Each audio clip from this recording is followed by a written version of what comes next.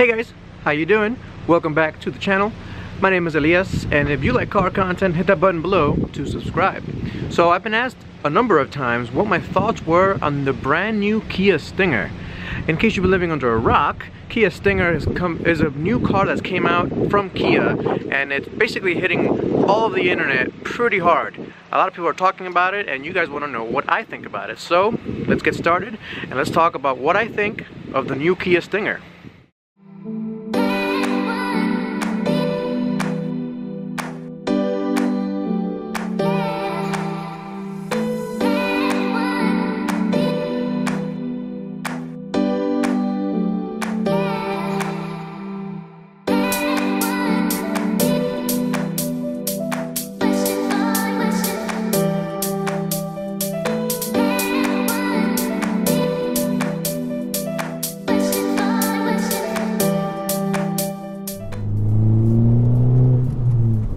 So let's talk about the Kia Stinger.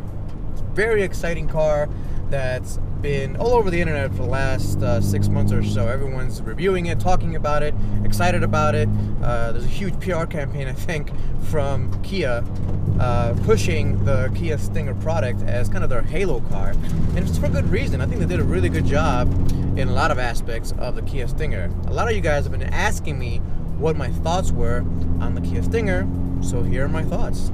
Now, keep in mind that I have not been able to drive it, but I was able to do a lot of research. I watched a lot of different videos, and just looking at the specs, to be honest with you, told me a lot about what the car really is all about.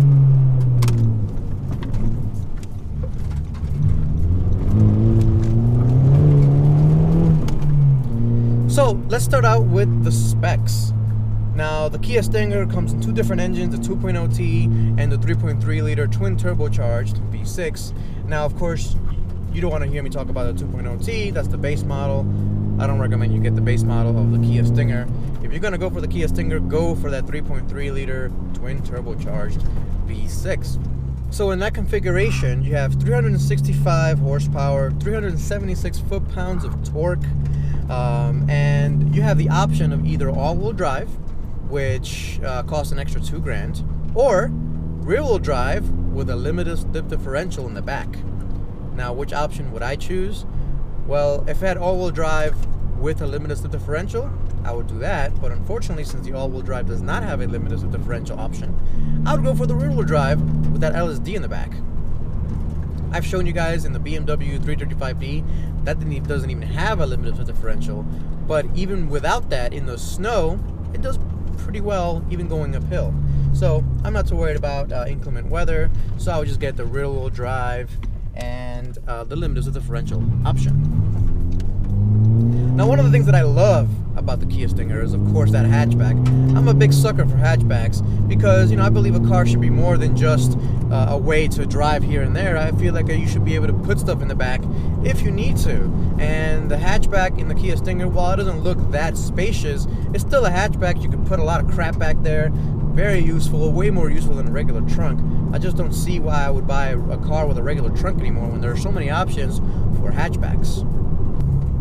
Let's talk about the looks a little bit. So the looks of the Kia Stinger, I'm kind of ambivalent about it. I kind of love it, but I kind of don't like it either.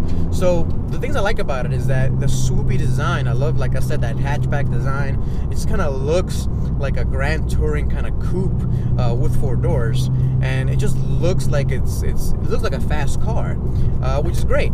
You know, I think Kia did a really good job with the styling in terms of the wheels and the back. I do like the way the back looks as well. It looks semi, you know, Jaguar-esque, I would say. Now, the only problem I have with the styling of the Kia is the front. I'm not sure what they were going for in the front there, but it's a little bit busy for me. It's a little bit, you know, and this is from a guy that owns a Type R, so, you know, take this with a grain of salt, I guess. But it's a little bit too busy for me. The headlight is probably the least favorite part of the exterior design of the car. I just don't like the way it looks. It just looks like a bug eye, or I don't know what. I did spend a lot of time talking about it when I went to the New York Auto Show last year. I did a video actually on the Kia Stinger, and I wasn't really happy with the way that front end looked. The rest of the car looked really good, but that front end, I just wasn't happy with it, especially the headlights. It looks like a bug. It looks like a big spider or something, and just not my cup of tea. Now, when it comes to the interior, I think the interior is amazing. You got the heated and ventilated seats, all leather. You got everything you basically would want in a nice grand touring car. You have right there, right in front of you, and that's actually really good. I think they did a really good job with the interior. Kia really stepped up their game and designed a pretty good interior. Now, like I said, I haven't been able to drive it yet, so I don't know how everything kind of feels when you touch it, but from what I saw, from what you can see in videos and pictures, I think it looks pretty good. Now here comes one of the biggest problems that I have with the Kia Stinger. It weighs almost 4,000 pounds with that 3.3 liter twin turbo engine. And that's a lot of weight to be pushing around. And weight, as we all know, is the enemy of fun. It just really is. Now, the Honda Civic Type R weighs around 3,200 pounds, which is pretty lightweight. Not as light as I'd like it to be, but it's fairly lightweight. But 4,000 pounds, wow, that's quite a lot.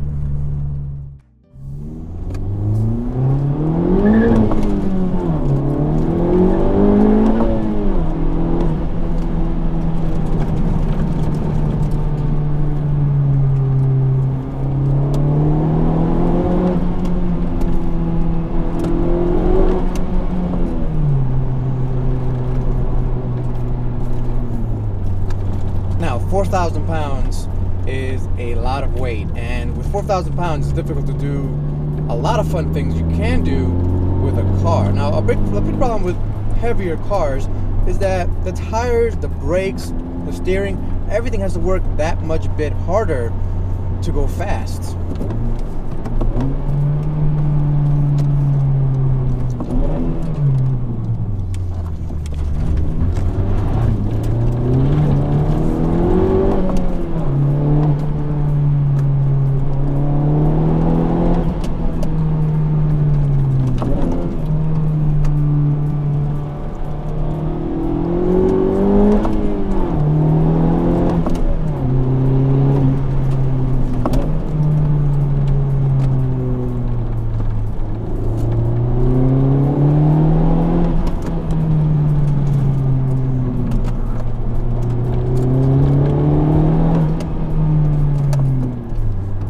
Now, as you saw in those curves there, I don't ever envision you really being able to do that in your Kia Stinger, and that's because of all of that weight. So what that weight indicates to me is that the Kia Stinger wasn't really designed as a backroads or track day type of car. It was more designed to be a very comfortable cruiser, something along the lines of you know, kind of like a 5 Series or like a smaller 5 Series BMW, or let's say a Honda Accord, a more expensive Honda Accord with, you know, more features and, you know, a few other more performance goodies.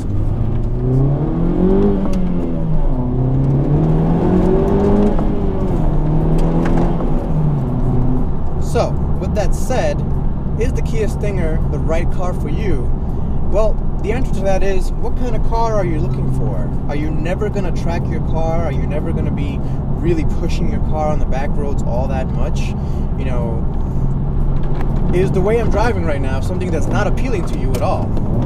If this doesn't appeal to you, then I think the Kia Stinger makes a really good case for itself. On its own right, it's a pretty fun car with rear-wheel drive or four-wheel drive. It's very fast on a straight line, which is what a lot of people like these days anyway. It's, you know, a lot of fun to be inside. It's got all that tech in there. It's, from what I hear, very, very comfortable.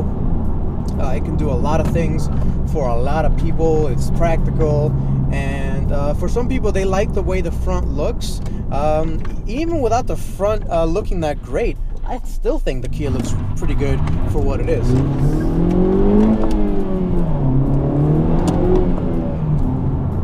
Alright guys, I hope you enjoyed this video. I hope I was able to answer your question on my feelings on the Stinger. So if you have any more questions on this or of any other car, please put it down below and I'll be happy to answer it for you. Thanks for watching guys. I'll catch you next time. Peace out.